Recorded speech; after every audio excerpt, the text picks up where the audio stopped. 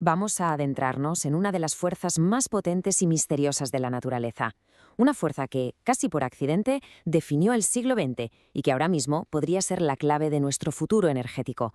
Es un viaje que arranca con una simple mancha en una foto y que nos lleva nada menos que a intentar replicar el poder de las estrellas aquí, en la Tierra. Seguro que al oír la palabra radiactividad, a muchos se nos vienen a la mente imágenes como estas. El Doctor Manhattan, Hulk.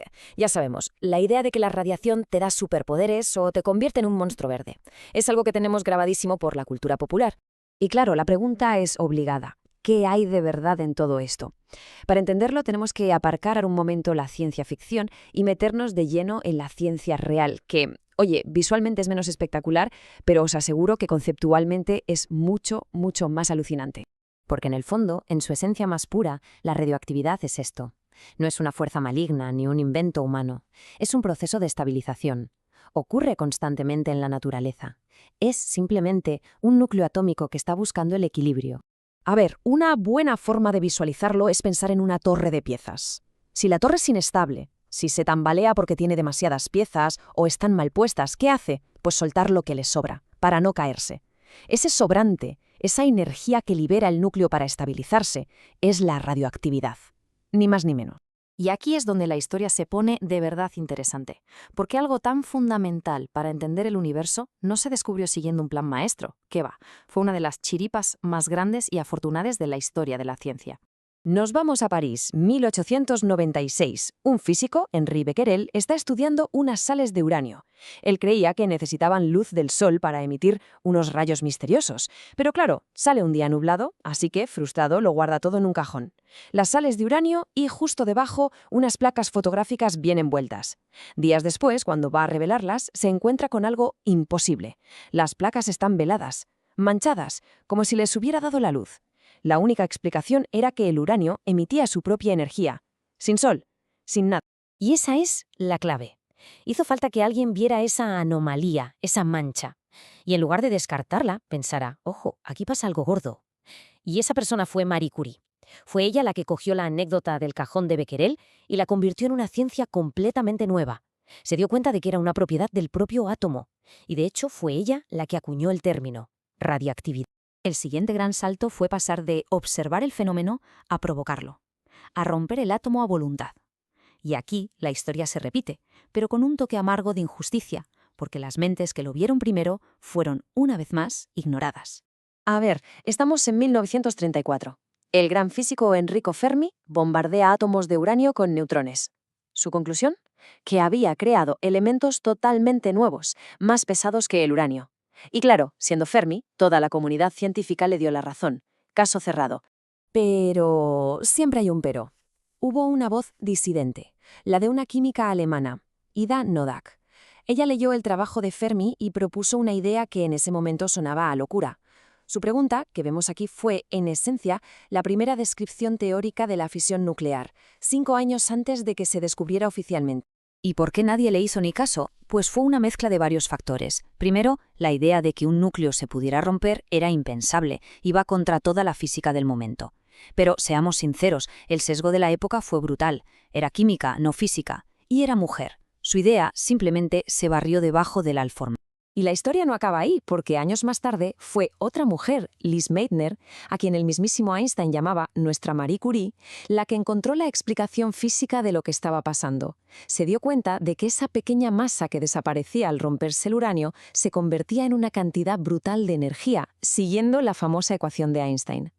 A pesar de ser la pieza clave del puzzle, el premio Nobel se lo llevó solo su colaborador masculino. Otra vez. Muy bien. Todo esto nos lleva a los dos grandes procesos nucleares que hay que entender. Por un lado, la fisión, que es lo que acabamos de ver, romper un átomo pesado como el uranio para liberar energía. Esa es la tecnología que ya dominamos. Y por otro lado está la fusión, el proceso contrario, unir átomos ligeros como el hidrógeno para liberar una cantidad de energía aún mayor. Esa es la tecnología que buscamos, la del futuro. Venga, pues vamos a centrarnos primero en la fisión, porque es una de las mayores paradojas tecnológicas de nuestro tiempo, una energía que es a la vez héroe y villano. A ver, ¿cómo funciona una central nuclear? Pues aunque suene súper complejo, en el fondo es una forma increíblemente sofisticada y potente de hervir agua. En lugar de quemar carbón, se usa el calorazo que genera una reacción de fisión en cadena para crear vapor, mover una turbina y, listo, electricidad. Y aquí es donde viene el gran debate. La cara de la moneda es que genera una cantidad masiva de energía sin emitir CO2, lo que la convierte en una aliada potentísima contra el cambio climático.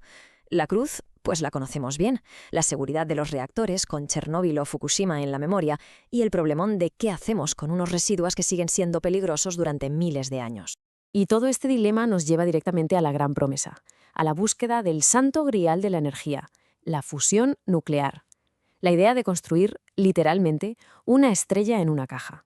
La idea es perfecta, energía casi ilimitada, limpia, sin residuos de larga duración y con un combustible, el hidrógeno, que podemos sacar del agua del mar.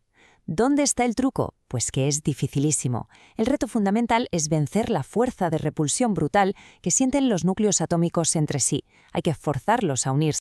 Y para conseguirlo, hacen falta unas condiciones que se escapan a la imaginación. Hablamos de temperaturas de unos 150 millones de grados Celsius. Para que nos hagamos una idea, eso es 10 veces más caliente que el mismísimo centro del Sol. Sencillamente, no hay ningún material en el mundo que aguante eso. A esa temperatura, la materia deja de ser sólida, líquida o gaseosa. Se convierte en plasma, una especie de sopa de partículas cargadas supercaliente. Como es imposible tocarla, la única solución es hacerla levitar en el vacío, atrapada por campos magnéticos potentísimos. Esas son las famosas botellas magnéticas o tokamaks, y construir una que genere más energía de la que consume es uno de los mayores desafíos científicos de la historia. Así que, resumiendo este viaje, hemos visto que la radioactividad no es más que un proceso natural de la materia buscando su equilibrio. Su historia está llena de genialidad, pero también de prejuicios que nos hicieron ir más lentos, y nos dejan una encrucijada. Por un lado, la fisión, una herramienta potentísima, pero con sus sombras, y por otro, la fusión, la gran esperanza de energía limpia para el futuro. En poco más de un siglo, hemos pasado de una mancha inexplicable en una placa fotográfica a estar a las puertas de dominar la misma energía que alimenta a las estrellas. Hemos desatado un poder casi divino, capaz de iluminar el mundo o de destruirlo. Y la pregunta que queda en el aire, la que de verdad importa, no es si seremos capaces de hacerlo, sino si, cuando lo consigamos, habremos desarrollado también la sabiduría necesaria para usarlo bien.